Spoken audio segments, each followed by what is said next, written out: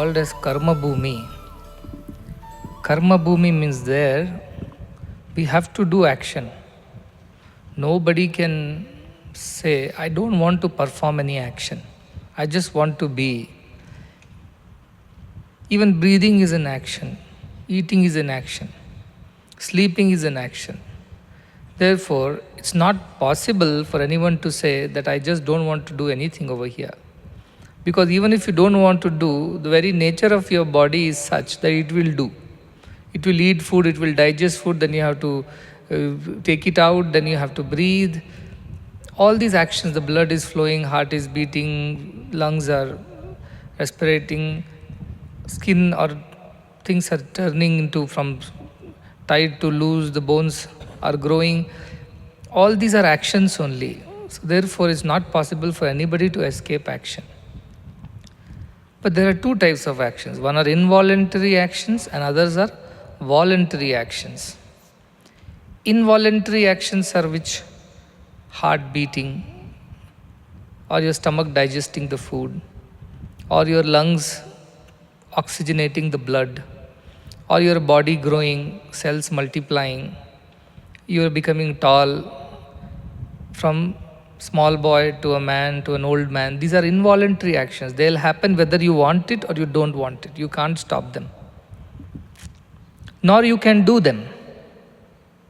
If you think you will do your heart beating, you say today I will take charge of my body. Here onwards I will decide when the heart should beat, when it should not beat. Or I am now going to digest my food. Now I am going to convert all the deoxygenated blood into oxygenated blood. Now I am going to tell my body to grow. You can't do anything. Even so to say, a dead nail does not listen to you. Does it listen to you? Don't grow, you tell the nail. Next morning it has grown again. Again and again you have to cut. There is nothing that we have a control on this body. So these are all involuntary actions, which is not under our control. They grow as per the law of the nature. But then there are those which are voluntary actions, which we can do as we want to do. Like seeing something or not seeing something, hearing something or not hearing something, eating some kind of food or avoiding some kind of food, smelling certain things and avoiding certain things, touching certain things, not touching certain things, going to certain places, not going to certain places, speaking certain things, not speaking certain things, listening to certain things and avoiding, thinking about certain things and avoiding thinking about certain things. Also, getting attached to certain things and not getting attached to certain things. All these are voluntary actions. It is in your control. Nobody can go and say, actually I never wanted to see, hear, touch, smell, taste, just it's happened.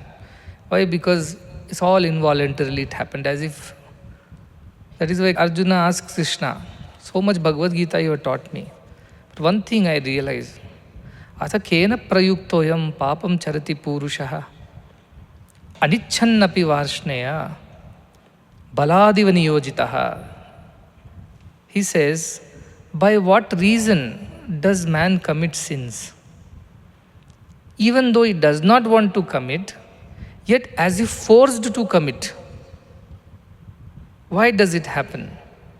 And then Krishna says, Kamayesha Krodayesha Rajoguna Samudbhavaha. The Rajoguna is the reason for man to commit sins.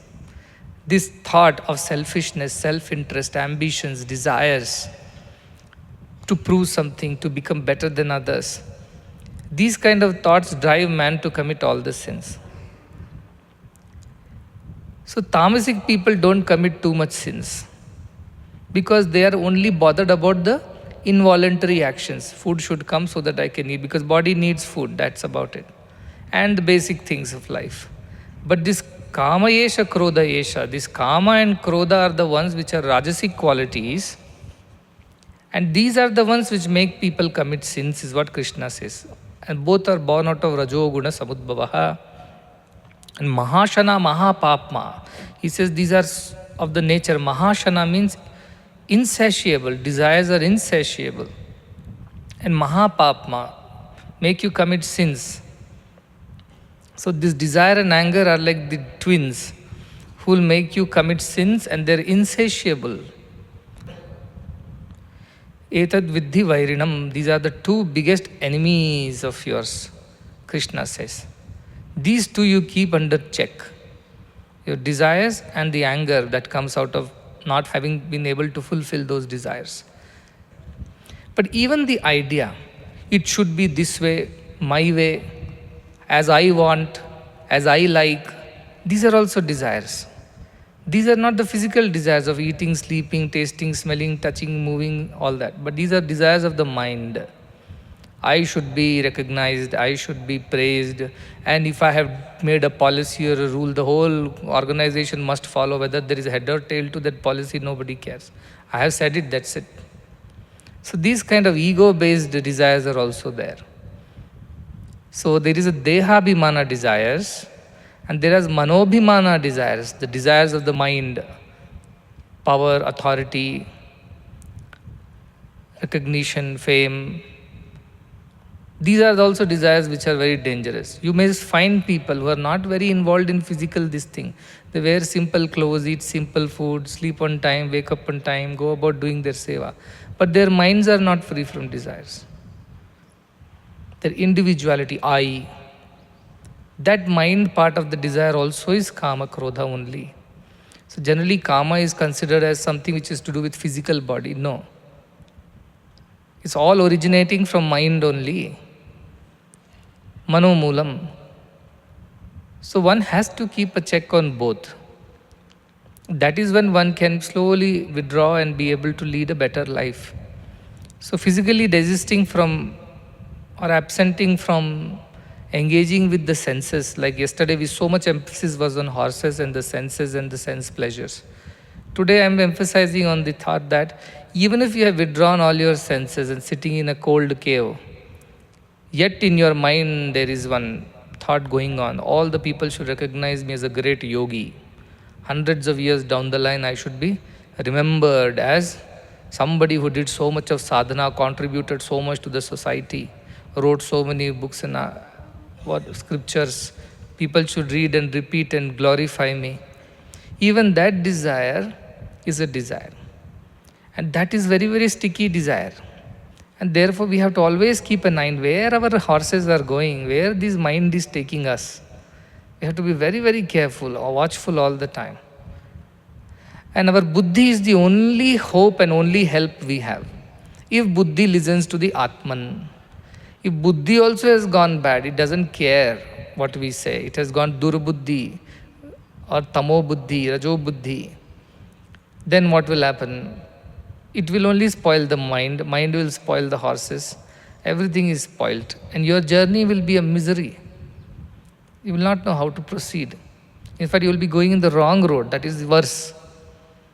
So this is how the world is presently caught in this problem of senses and the mind. And their buddhis are not purified. Their education of aparavidya hasn't trained them how to control their mind and senses. It's so important that this time, at this age, you must learn this. Because if you don't learn, even if sattvic desire is left in you, tamasic desire left, or rajasic desire left, the desire will make you hang around like a ghost. Even though you have done enough tapa, enough brahmacharya, enough shraddha all your life, at the end of it, this is what will be the fate. The mind will be lingering around at that place. Many people come and say, Swami, I think our grandfather who died is still there in our home. Please tell him to leave. So we do shraddha and all these things to tell that grandfather, in this birth you were my grandfather, but now you are free from this body. Please go away. Don't be here. But the grandfather, if he's so attached, he will take another birth and come back in the same family. And then he will become the grandson of his own. And then from there he is back to... So they don't leave this place. They keep coming back. That's why Mundaka Upanishad says, Kamabhir jayate. Because of our desires we are born. Where tatra, wherever we have thought of going, that is where our bodies are born again. And we again enter the bodies and stay in that same place in different forms. Therefore, coming to this idea of controlling the horses, controlling the mind, the reins, using a good buddhi to help the chariot move in the right direction is a skill that you must learn early, before all the distractions of the world come and sit on you. Before that, you should have learned this skill. If you want to swim in the river, you must learn how to swim with the help of an instructor. And then once you learn swimming, you can always go and swim anywhere. But without having learned, if you jump into water, saying, I know how to swim, I saw some people were throwing hands and legs, I will also do that, you will not be able to swim. There is a technique. So this is a technique of leading a beautiful life, a good life. This is the technique, this whole analogy, this simile, this example of a horse, chariot, and the mind as the reins, buddhi as the driver, and you as yourself as the Atman. This is a technique of how to lead a good life, happy life, and at the end, merge in that ultimate divine knowledge and not be affected, bothered by the world and worldly things. So if you continue in this technique, you go to the fifth shloka. It says, Yastu avijnanavan bhavati ayuktena manasa sada tasyendriyani avashyani dushtashva iva sarathehe. It says for that person, yastu, for whom means for that Atman who is sitting inside the chariot. Avijnanvan bhavati. Avijnavan means they don't have proper discrimination. The buddhi is not having proper discrimination. Buddhi's another name is Vijnana. Therefore, Avijnana means doesn't know how to discriminate, how to decide, how to correctly choose. Mudhamate is foolish buddhi. What happens to them? Ayuktena manasa sada, and also for whom the buddhi is Avijnanvan, and also ayuktena manasa, the mind also is not a good mind. Yukta mind means a good mind. Ayuktena manasa sada. Mind also is very, very like the reins are already cracking and they're breaking and so old that it can collapse any time. So that kind of a person whose buddhi is non-discriminating, whose mind is not steady, master the mind, who is not master the mind, what will happen to them? Tasya indriyani avashyani. Their horses, the indriyas will be out of control. Such a person's indriyas will be out of control. Because horses on their own won't do anything. Unless you pull and give them command or instruction, then they won't know what to do with themselves. Left to themselves, they'll run whichever direction they feel like running. So mind has to control the indriyas, and mind should be in turn controlled by a discriminating buddhi. Now buddhi without viveka and mind without any steadiness, how can they control the indriyas is the answer. And dushta ashva iva sarathe. So those horses are called as dushta. Of that particular sarathi, which is the buddhi, all the horses are bad horses. They don't listen to the mind. Like sometimes we feel that our indriyas are not listening to us. I didn't want to do it, but I ended up doing it as if my indriyas did not listen. No, your indriyas did not listen because you have not developed purity and steadiness and strength of mind. You have not practiced that. And also because you have not practiced viveka in your life. What is right, what is wrong, what is shreyas, what is prayas, you have never practiced.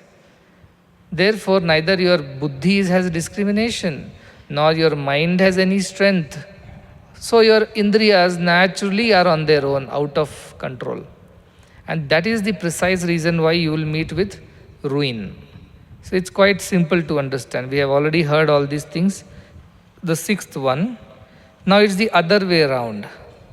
Yastu vijnanvan bhavati yuktena manasa sada tasyendriyani vashyani sadashva iva sarathe. So he says yes to indriyani, but for whom? Whose intellect is vijnanvan. Vijnanvan means completely discriminating. A good intellect is able to know what is right, what is wrong. Dharma, karya, pravritti, nivritti, bhaya, abhaya, moksham, bandham. That is yaveti, sa buddhi, satvaki. So that kind of a buddhi which is discriminating correctly for that person, and also yuktena manasa sada, mind is also connected to the buddhi correctly with steadiness and purity. It's not a weak rein, you pull once and it will snap. It's a very strong, steady mind The one who has these both, tasyendriyani vashyani, for him, the indriyani, all the senses are vashyani, means under control. Because if they misbehave, you can just tug on the reins, and that is, you tell the mind, control your eyes, see that what eye is seeing, see what your ears are hearing. They just one tug, and ears, eyes will become under control. So that is the idea, that manasa also has to be completely yukta, capable and connected to the buddhi. It listens to the buddhi. Tasyendriyani vasyani, for them the indriyas will be under control, and sadashva iva sarathe, for that sarathi will be known to have good horses. Without good horses, you can't undertake a journey. If you have everything in your chariot, you got the driver, you got the reins, you got yourself, horses are not there, then it won't move. So they're so important, indriyas, but more important than having indriyas is having indriyas under control. To have indriyas under control, you should have a very, very capable mind. Mind that is very strong and listens to the buddhi. And then you should have a buddhi which should be very good buddhi, discriminating buddhi. And then only your journey of life will be smooth and it will go to the right place. Otherwise, you'll end up in the wrong place. So this is the idea of these two shloka. And then what is the result of such a thing? If suppose your mind is well connected and buddhi is well established, discriminating, and horses are under control, what happens? And if it is not so, what else happens? About that is the another next two shlokas. The seventh shloka. Yastu avijnanvan bhavati amanaskah sadashuchihi na sa tat padamapnoti samsaram cha adigacchati. He says, yes, to same way the first shloka, but as he said, that one for whom avijnanvan buddhi is there, non-discriminating or wrong discrimination is there in the buddhi. Amanaskaha. Amanaskaha means that mind is also no good mind. And sada ashuchihi. Why it is not a good mind? Because sada, always ashuchihi, is dirty mind. Thinks only of dirty things. For that person, buddhi is non-discriminating, mind is not pure and not a good mind, uncontrolled and not listening to buddhi. This kind of mind who has, what happens to them? Nasa, he will not, tat padam apnoti, he will not attain that state, tat, that, padam, that state. Which padam? Remember in the previous slokas he had told, what did he tell? Tat padam sangrahami bravimi etad om ityetad. He told that I will tell you about that status. Sarve veda yat padam amananti tapansi sarvani yat vadanti. Remember the previous sloka when he asks, tell me anyatra dharma, anyatra asmat krita kritat, anyatra bhutacha bhavyacha, yat tat pashyati tadvada. He tells to Nachiketa is being praised by Yama. You're such a good student, Satyabdhiti and all that. He says, fine, thank you very much, but please tell me that, which is beyond dharma, and the cause and effect, and past and future. What is that? That one you teach me, that one. Then he says, that Sarve Veda Yat Padam Amananti, that which all the Vedas talk about, that state, that exalted state of existence which all the Vedas, Tapansi Sarvani Yat Vadanti, all the people do tapas, for whose sake? People practice brahmacharya. Tat padam, he says, that padam, sangraham. In the short way, in a brief way, let me tell you now, it is Om. That is what the shloka was there. And then he talked about Om for some time and then finally said, see, it is not easy to understand with the intellect, nor by discourses, nor by listening to it in many ways. The one who wants it desperately, badly, and not anything else, to him this reveals. We learned that. So this is that padam about which Yama is telling. And remember, if the last chapter he also said, how can you attain this? Those who have ashanta manasa, those who are asamahitaha, those who are ashantaha, those who are navirto discharitaha, for them this is not there. So in this chapter he is teaching Nachiketa what? To attain that padam for which you have come here, you have desired for, leaving everything else aside, you only have asked for it. which is attained only when you stop bad conduct, when you keep your senses and mind under control, and your mind should be samahita mind, focused mind, and also the impatience to know the truth should not be there in you. Then only you will get to know. So now see, Amma is teaching him. That's why how to now avirito discharita. That is the first. It won't be attained by those who are engaged in misconduct or bad conduct. So this is what he is telling. See why it's important to control these horses, mind and buddhi, because you have asked for how to reach that state of Atman, how to realize that you are Atman. You have asked for that. This is the answer. What if your buddhi is not the discriminating one? If your mind is uncontrollable and dirty, then tatpadam na apnoti. You will not be able to attain that highest exalted state of Brahman. So what will you attain? Samsaram cha adhigacchati. Samsara, this thing, this whole material world, the physical world that we call as samsara. And what happens? Samsaram cha adhigacchati. Adhigamana means to go down. So they will go to samsara, downwards they will go. So it's not that there are two physical planes. Idea is that from a higher state of supreme bliss of the knowledge of self, they will go down to a lower state of samsara, where they will go through day-to-day lives of suffering and pain and misery. One day happy, one day sad, one day excited, one day depressed. This is their state. For whose mind is not under control and pure, whose buddhi does not discriminate, and whose horses are very bad. Dushtashva. For them, that is the fate. Then he says, the other way around, what is the other way around? Yastu vijnanvan bhavati, samanaskah sadashuchihi, satu tatpadamapnoti, yasmat bhuyo na jayate. See the other way around. If suppose the person is the other way around, yastu vijnanvan bhavati, whose buddhi is vijnanvan, that is discriminating one, pure buddhi, sattva buddhi. That person becomes samanaska, of a good mind. Mind is also under control and it's steady. Sada shuchihi, always pure also. The mind is pure and satu tat padamabnoti. He will attain that higher exalted state of existence. What is that higher exalted state of existence? That state of pure knowledge of one's own self as Brahman, as Satyam, Jnanam, Anantam, not defined by the body, not limited by the mind. That state where one really feels that he is one with the supreme consciousness and therefore is unaffected by Sukha, Dukkha, Labha, Alabha, Jaya, Ajaya, remains steady, pure. That state is attained by whom? The one who has kept his mind under control and kept it pure. I told you the strength of the mind is in two ways. One, its purity. Second is its steadiness. A pure mind but not steady is of no use.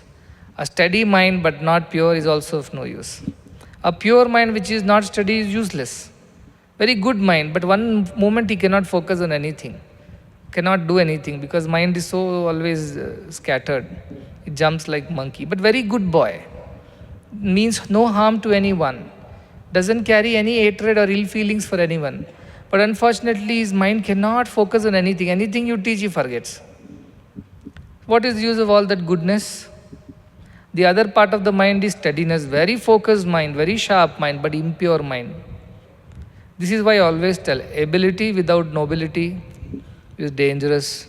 Nobility without ability is useless. So this is what the idea of both Samanaska and Sadashuchi. Samanaska means steady mind. Sadashuchi means pure mind. So purity and steadiness are the nobility and ability of the mind. One without the other will not be useful. So you have to practice both of them. So Samanaska Sadashuchi is the idea of mind. Satu Tatpadamamnoti, that person attains that highest exalted state of existence. Yasmad, going where? Bhuyo na jayate. The next birth will not happen again. To be born again in this earth won't happen to that person who has attained. See, once you have passed the exam, you will not come back to the same class. Why should you? Because you have graduated, you have learnt, you have got very good marks, cleared your exams, got your certificate. You don't have to come back to the same class unless you want to come back as a teacher. Why should you come back to the same class? So those people, despite having such pure mind, buddhi, again you see them in the world, what are they doing? They're not learning, they're teaching others. Somebody asked me whether after all these things there is no rebirth. Then what about those masters and other people? Why do they keep coming here? Are they Brahmagyanis or are they not yet Brahmagyanis? I said they might be Brahmagyanis, but they come back to run the school. They come back to be the warden, the principal, the teachers, so that other children benefit from them. They don't come back to learn. Some child asks, "Where are you going?" To an old man. "I'm going to school." "Oh, you're not done with your school still, you're so old." "Which class?" "Sixth class." "Sixth class still, you're 60-year-old. "No, I'm going to school, sixth class, not to learn, to teach." That is the difference between you in 10-year-old and I being 60-year-old. There is a difference. So these people come back into the world, those who have learned only to assist others. Sa tarati, sa tarati, sa lokan starayanti. They will cross and they will take others also across. Shanta, Vahanto, Nivasanti Santo, Vasantavat Lokahita Charantaha, Tirna, Swayam Bhima Bhava Arnava, Janana Hetu, Nanyanapi Tarayantaha. These people are those who are peaceful, who are great, who know their self. But like the Vasanta Ritu, the spring season which comes to make the world beautiful, they come to make others' lives joyful. And though they have crossed Swayam Tirna, they have already crossed this ocean. Which one ocean? Bhima Bhava Arnava. Huge and expansive ocean, very difficult to cross. Such a dangerous and very vast ocean of samsara means all the desires and all kinds of things they have crossed. Then what are they doing here? They are here to help others cross. Janana Hetu, for the others. So without any reason for themselves, without any selfishness, janana, for the others' sake they come. And they help them to cross over, tarayanta, they take them across. So they are the instructors, they are the teachers, they are the guides for the rest of the humanity. So that is what is the idea of jnana dana, that the one who has learned, it's his bounden duty to share the knowledge with others. It is too selfish to keep the knowledge with yourself. It is not the right approach. That's why they say, Apurvah kopi koshayam vidyate tava bharati vyayate vardhate nityam kshayamayati sanchayat. Vidya is such a treasure of the Devi Bharati, the mother goddess Saraswati. The treasure of her is such that the more you spend, the more it increases. The more you hoard, the more it diminishes. So Jnana Dana, the people who have attained this idea how to control buddhi, mind and senses, and those who have experienced that ultimate exalted state of supreme consciousness, now it's their duty. This duty is given to them by whom? By the divine. To go and do this for others. Who others? Those who have still not realized this truth. For their sake, go back to the same class and teach. But this time, don't be on that side of the class, be on this side of the class and teach. And help others cross over. Because you have crossed, you know the experience of what it is to cross. And since you have the knowledge, the experience, you are the best person to teach. Somebody may have knowledge but not the experience, then he cannot teach. Therefore, both one who has the knowledge and also the experience of that knowledge is the befitting teacher, is the right teacher, Ascharya Vakta. Such a person's job is to go back and teach others. But provided the others are also interested in learning, Kushala Asya Labdha. If Kushala Labdha is not there, whatever one-way communication won't work. Communication happens between two, not one. One has to speak, other has to listen. That is communication. Therefore, this communication of knowledge should be by a teacher who has already gone through all the experiences of life and understood and crossed over. And now he comes back to the same school, into this world, only to teach others. So don't misunderstand their life and existence as those who have Adhigachati lives. No, they have not come here because they are bound to come here, or they have not come here because they have been cursed to come here or punished to come here. They have come here only to take this responsibility of helping others. But see the sacrifice of such people. See the sacrifice of such people. They have to go back and repeat the same lessons. And they have to behave as if they are meant for that class, though they are much more knowledgeable. They have to cocoon themselves in the same physical body and mind, only for the sake of helping others. The other day I was telling, when Abraham Lincoln was passing by in his car and he saw a small piglet stuck in the mud and squealing, he stopped the car, got out of the car, ran to the piglet, got into the muck, pulled that piglet out and put it aside, then only he came back to the car. Unless he gets into the slush, how can he pull the piglet out? Like that, these people who have already realized, they come back into the slush of the world. They don't mind it. Why? Because there are people who are stuck like that little piglet squealing. Save us, save us, save us. And this Jnani cannot just tell the car person, let's go ahead, don't worry about those pigs and piglets. No, he stops the car, says, let us worry, let us help. Otherwise, you will suffer all your life thinking you are the body and the mind. 30 days of Paravidya Shibira, very nice. Our next 330 days, suffer. It can't be that way. Therefore, it is important. Now, if you learn this Vidya, what can you do for us? You can teach it to 10 others, you can help more. That is the idea of Jnanadana. You cross and then you help others cross. You cross and say, I am done, so I am happy, I don't care. That is not the right attitude. They must help others by whatever way. Some people are capable of helping by speaking and counseling others. Okay, do that much at least. Some people are capable of more, like building institutions and taking many, many more. So do that. Do something, but don't just sit selfishly after having attained that knowledge. It's not right, it's not appropriate conduct. So most of the masters are like small boats. They take 200 people, whatever the capacity of the boat is. They can't take more than that. They can take care of so much. So they build a small ashram or they go about talking to a group of people. But avatar is like a big ship. The power is far more superior. In a ship, you see, you can take so many people. Like that. But ship has many compartments.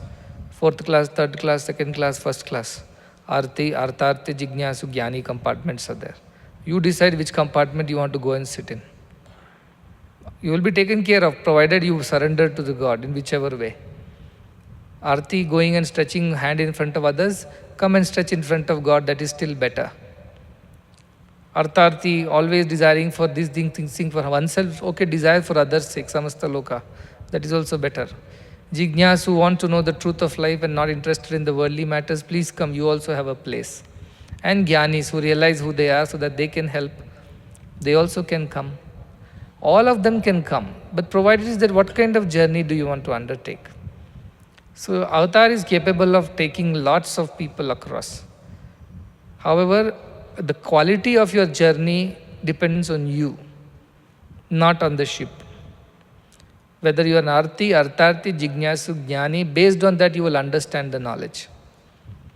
For that sake, I keep telling, if you want to have the best ride, upper deck ride, be a Jnani.